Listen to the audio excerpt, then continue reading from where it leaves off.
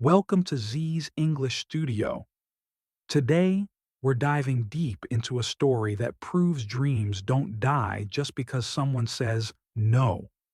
In fact, some dreams begin after dozens of no's. This is the powerful, inspiring journey of a woman who was once broke, depressed, and struggling to make ends meet, but who later became the most successful author of modern times. This is the story of J.K. Rowling, the mind behind Harry Potter, and how her mountain of rejection letters became the bricks of her magical empire. Joanne Rowling was born on July 31st, 1965 in Yate, England. From a young age, she loved writing stories. In fact, she wrote her first book, a story about a rabbit, at the age of 6. Her childhood wasn't magical. Her family was far from wealthy, and her relationship with her father was strained. But storytelling gave her comfort, a place to escape. She studied French and the classics at the University of Exeter and later worked at Amnesty International, where she translated documents and researched human rights abuses.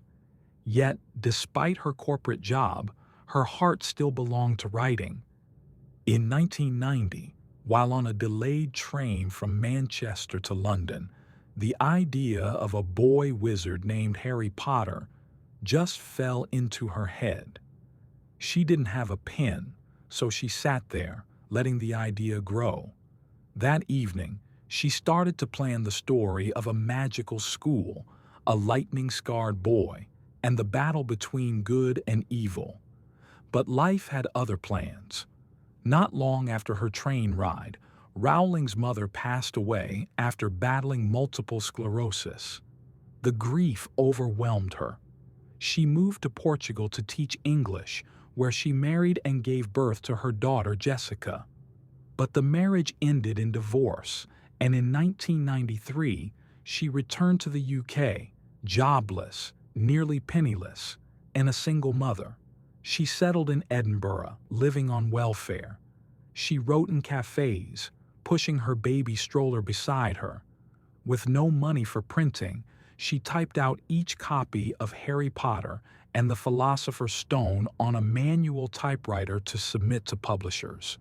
She sent her manuscript to 12 publishers. Every one of them said no. Some said the story was too long. Others said children wouldn't relate to wizards in schools. One editor reportedly tossed the script into a rejection pile without reading past the first chapter. It was heartbreaking. She was already battling depression and felt like a failure. Yet she clung to one belief: her story had value. She kept going. Finally, the manuscript reached the desk of an editor at Bloomsbury Publishing. That editor handed the first chapter to his 8-year-old daughter. She read it and immediately asked for the rest of the book. That moment changed everything. In 1997, Bloomsbury published Harry Potter and the Philosopher's Stone. They gave her a modest advance of £1,500 and advised her to get a day job. Children's books usually didn't make much money, but the book took off like a broomstick. By the time the second and third books came out, Harry Potter had become a sensation. Kids around the world were waiting in lines for hours just to grab a copy at midnight. Each book broke records. Hollywood came calling. The movie rights were sold for $1 million. And Rowling insisted the cast remain British.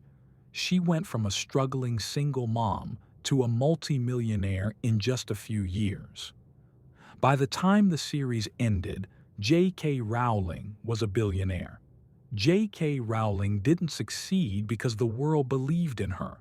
She succeeded because she believed in herself, even when the world told her no. She once said, "Failure meant a stripping away of the inessential. I stopped pretending to be anything other than what I was, and began to direct all my energy into finishing the only work that mattered to me." Her rejection letters? She kept them. One publisher even advised her to take a writing course. She later posted those rejection letters on Twitter, not to brag, but to encourage other writers.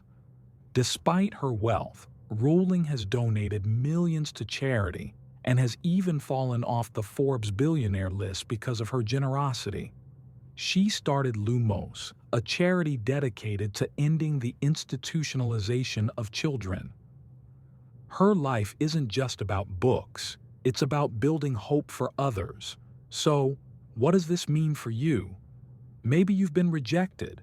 Maybe your ideas are gathering dust because people don't understand them.